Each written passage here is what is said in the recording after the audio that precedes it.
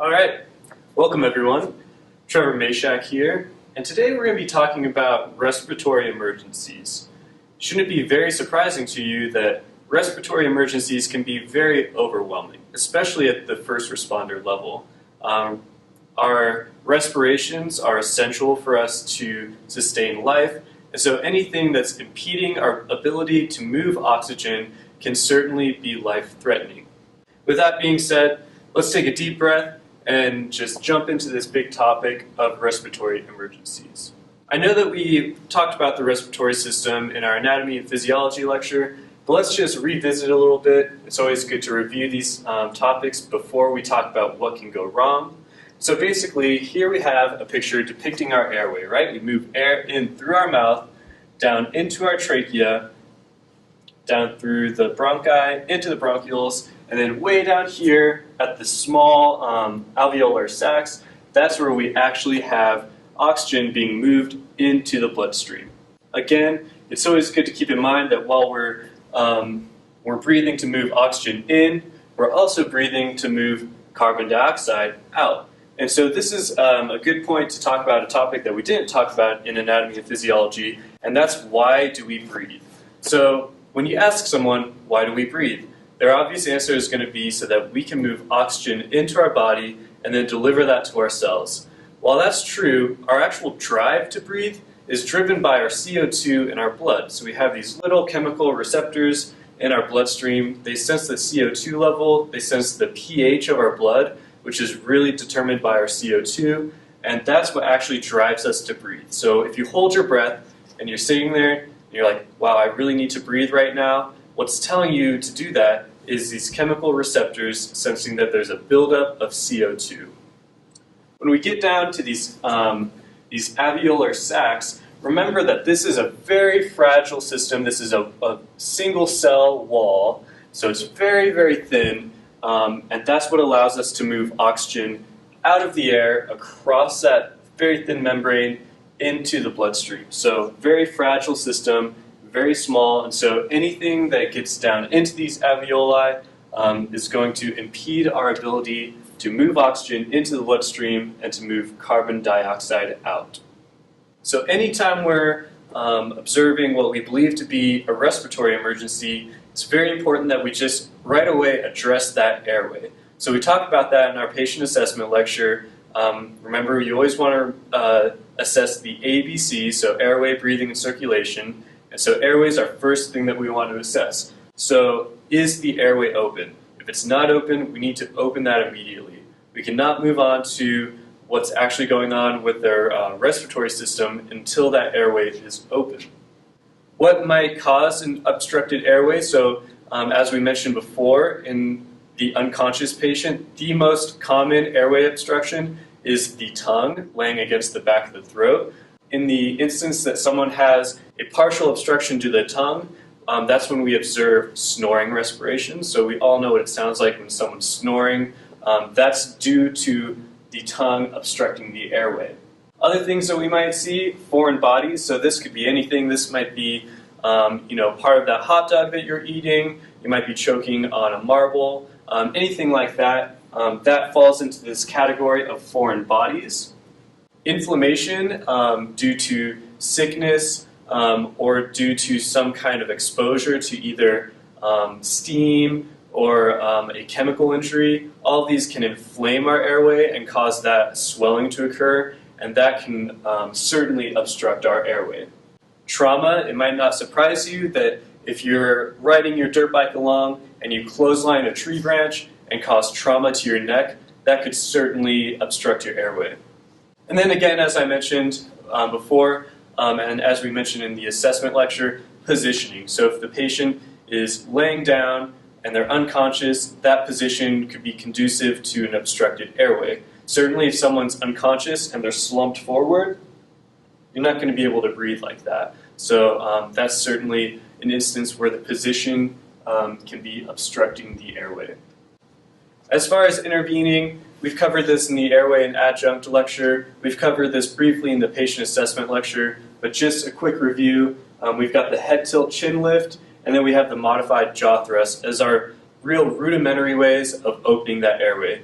As far as the foreign body obstruction, we also must consider the Heimlich maneuver. This is something that you'll learn in a CPR class, and this is a maneuver, as I'm sure you're aware, that is intended to remove any object in the trachea, in the throat, that might be obstructing the airway. So here's a quick demonstration of what the Heimlich maneuver actually looks like. So here's Dane. He's choking, obviously, and so signs that we have that someone's choking, they're grasping their neck as such. This is the universal sign that someone's choking. He's coughing. He doesn't sound like he's moving a whole lot of air, and so we've deemed it necessary to open up his airway by removing that object. So what you're going to do is you're going to approach the person from behind, always telling them what you're going to do. Sir, I'm going to be doing the Heimlich maneuver on you. You reach around, you're feeling for right at the bottom of the sternum. You're going to go slightly below that, make a fist. You grasp your fist with your other hand, and you're just going to do a quick thrusting motion. And you're going to do that until they cough up the object or until they go unconscious, in which case you're going to guide them to the ground and then perform CPR. So now we've deemed that the person has an open airway and they're able to breathe. Now we need to assess just how well they're breathing. So there's a lot of different characteristics that we're looking at when we're assessing someone's breathing status. So the first thing that we want to observe is their rate and their depth. So this is deemed, or this we measure in breaths per minute, and depth we're just saying, is it a normal depth? Is it shallow? Is it very deep? If they're breathing super deep and super rapid, that's definitely worth noting. Regular breathing patterns. So are they breathing, is their breathing rhythmic or is it very irregular? Typically when we talk about irregular respirations, it's not so much a respiratory problem, it's more of a neurological problem, but it's something that we notice in our initial exam, and it's definitely worth noting. If someone has grossly irregular respirations, that's a very significant finding, and we want to note that. Good breath sounds on both sides, so we assess breath sounds on both lungs. We're going to talk about how you assess lung sounds and what you're listening for coming up shortly. Equal rise and fall of the chest. So in the instance of someone laying down on the ground, unconscious, or even someone that is conscious and sitting up, we want to make sure that they have equal motion of their chest wall. If they're only moving one side of the chest, that's certainly a significant finding. We'll talk about what a flail chest is and what paradoxical movement is when we talk about chest trauma later on in the course. And then lastly, we want to look at movement of the abdomen. So when you take a deep breath in, remember it's your diaphragm that's flexing. And so as your diaphragm flexes and flattens out, it pushes your stomach down and causes your stomach to bulge outwards slightly. And so as someone takes a deep breath, you can observe that stomach moving out. So what's the ventilatory rate? So this is most easily assessed, in my opinion, by counting the number of seconds that are occurring between breaths. So as someone takes a deep breath in, and then they take their second breath, if you observe that that was a 5-second pause between breaths, between the start of one breath and the start of the next breath, then that respiratory rate is about 12 breaths per minute. If it's 6 seconds, then we're looking at a rate of 10 breaths per minute, and so forth. A normal respiratory rate for an adult patient, as we discussed in the assessment lecture, is between 12 and 20 breaths per minute. And so this is between 5 and 3 seconds between each breath. As we can see, a child respiratory rate is 15 to 30, and so they're breathing a little more rapid than we are. And then as we get even younger to the infant, we're seeing that infants breathe at around a rate of 40 to 60 per minute. So really one breath per second. So we need to be able to recognize when breathing is abnormal, when there are problems going on. And so here's just a real nice short list of what we're looking for abnormal breathing. So we discussed the rate for normal respirations. These would be the rates for abnormal breathing. So if someone's breathing less than 8 times per minute or more than 24 times per minute, that's when we're concerned. And so someone that's breathing more than 24 times per minute, they're probably trying to move more oxygen in or move more CO2 out, so they've increased that ventilatory rate in order to facilitate that. On the other hand, someone who's breathing less than 8 times per minute, this could be due to a number of things. Maybe they've overdosed on heroin or anything like that. What might be going on is they had previously increased their respiratory rate, now they're fatigued, now they're starting to crash, and so they just don't have the energy to breathe as fast anymore. And so that's someone that we're very concerned about. They're about to be in respiratory failure, and so we need to act immediately and fix that problem. When we talk about accessory muscles, basically this is someone who's having enough trouble breathing that they need to employ further help from other muscles that we don't usually use to breathe. So remember, we use the diaphragm as our primary muscle for breathing. We also use those intercostal muscles, those muscles that sit between our ribs. Those are the primary muscles for breathing. But if someone's using their accessory muscles, what we see is, and it's hard to see on the screen right now, but they might be using their neck muscles. And so their sternocleidomastoid is the muscle that comes down from the mastoid down to the sternum. If you see that flexed, if you see that really bulging out, then that's someone who's using their accessory muscles in order to help them breathe. Muscle retractions, and so this is most easily observed in infants and in children, but muscle retractions is when they're having so much difficulty breathing, there's so much resistance that as they expand their chest, the skin actually pulls in around the bones. And so you can observe this on the clavicle. The skin will retract around the clavicles and then also around the ribs. So you can see that demonstrated down here in this picture of an infant who's in respiratory distress. We see the retractions around the ribs.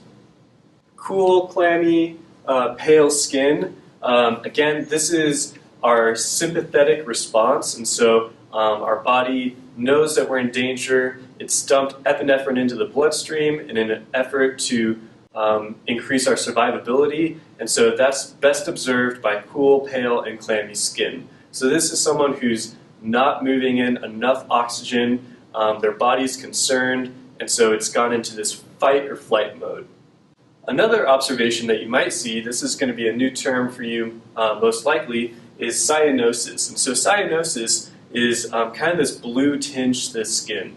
This is most commonly observed usually around the lips. Sometimes you can observe it in the nail beds and the fingertips, but basically cyanosis is the result of a lack of oxygen in the blood. So our blood turns this nice red color when it's enriched with oxygen. If it's deficient in oxygen, if we are hypoxic, then our blood gets this kind of bluish, purplish tinge, and we can actually observe that on the exterior in someone who's experiencing that. And so again, that term is cyanosis, or you might describe it as my patient was cyanotic. I noticed cyanosis around the lips, and so forth. Shallow and irregular respirations. So again, it's not enough to just note the rate of respirations, we have to note the depth. So someone who's breathing 12 to 20 times per minute, sure, that might be a great rate, but if they're breathing really shallow, they're not moving enough oxygen into their lungs to oxygenate their body. And so if they're super shallow respirations, we need to note that and possibly assist with respirations. So remember when we taught you how to use the BVM, yeah, we need to use that when the person's not breathing, but also consider doing what's called assisted ventilations. And so if the person's breathing really shallowly, and they're not moving air into their lungs, you can actually assist those ventilations and increase the amount that they're moving in with the BVM. Okay, so as we move into our secondary assessment of a patient, we really want to note the quality of respirations. So the best way to assess someone's quality of respirations is to assess their lung sounds. And so the way we assess lung sounds is actually with the stethoscope. We need to make sure that we listen to both lungs, and we want to listen into 3 fields on each lung. So here's a quick demonstration on how we assess someone's lung sounds. So You need a stethoscope to do this. And basically what you're going to do is you're going to start towards the top of the chest. You place your stethoscope on the skin. This works best if you place the stethoscope directly on the skin, so not on the outside of someone's shirt, so directly on the skin, and you ask them to take a deep breath. So you're listening both for the inspiration, the inhalation, and the expiration, or the exhalation. After I listen to this field, I'm then going to move directly across the chest and listen to the left side. It's important to note any differences between the right side and the left side. We then move down, and then across, and then finally we move into the axilla, deep breath, and then onto the other side. Another option, let's say you have a female patient and she doesn't feel comfortable with you placing the stethoscope on her chest, is that you can actually auscultate their lung sounds on their back as well. So that's another option. We always want to ensure that the patient is comfortable, and so keep that in the back of your head. So as we assess the lung sounds, we need to be able to describe what it is that we're hearing. So in a normal, healthy person, and I encourage you to go and listen to someone's lung sounds so that you have an idea of what healthy sounds like, we would describe those lung sounds as clear. So you hear air movement coming in and out of the lungs. That is what we describe as clear lung sounds. It's important, again, when we're assessing this to say that they're clear, and then if they are, equal on both sides. So clear and equal lung sounds bilaterally would be a normal, healthy person breathing. We might notice diminished lung sounds, and so this might be someone who is, although they're trying to breathe, they're not moving air into their lungs effectively, so in that case they would just be diminished. It could go all the way to them being absent, so maybe there are no lung sounds. Again, that can either be on just one side, or it can be on both sides. We might hear crackles, wheezes, or stridor. We're going to get into just what exactly those are here in the next couple slides. So snoring, as I mentioned earlier, commonly caused by partial tongue obstruction of the upper airway. Again, the tongue is the most common obstruction of the upper airway in an adult patient. Definitely know that fact. It comes up all the time. Stridor, so this is kind of a high-pitched sound that you might hear most commonly on inspiration, so as they're breathing in. And this is due to some kind of upper airway obstruction, be it a foreign body or be it swelling and inflammation. But this is, again, just this high-pitched screeching sound on inhalation. Wheezing, this is a sound that we observe when there's narrowing of the airways or airway constriction. We'll talk about when you hear this a little bit later, but it basically sounds like this kind of whistling during expiration. So it's most commonly heard when they're exhaling. Stridor is commonly heard without a stethoscope. That's if someone has something lodged in their throat and they're experiencing stridor, you can oftentimes hear that from across the room. Wheezes, on the other hand, a lot of times you need to have a stethoscope to really appreciate just how much they're not moving air. You certainly can have a patient that has audible wheezes without a stethoscope, but most commonly you need a stethoscope to hear that. Bronchi, this is a term for when someone has mucus or phlegm obstructing their lower airways, and this sounds like a deep rattling sound. Again, this is one that most commonly you need a stethoscope to hear. Crackles, also commonly known as rales. This is due to fluid in the lower airways, and this just sounds exactly what you'd think, just a real fine crackling sound. If you want to kind of have an idea of what crackling sounds like, just take your hair and just kind of rub your fingers back and forth. And that's kind of what crackling sounds like.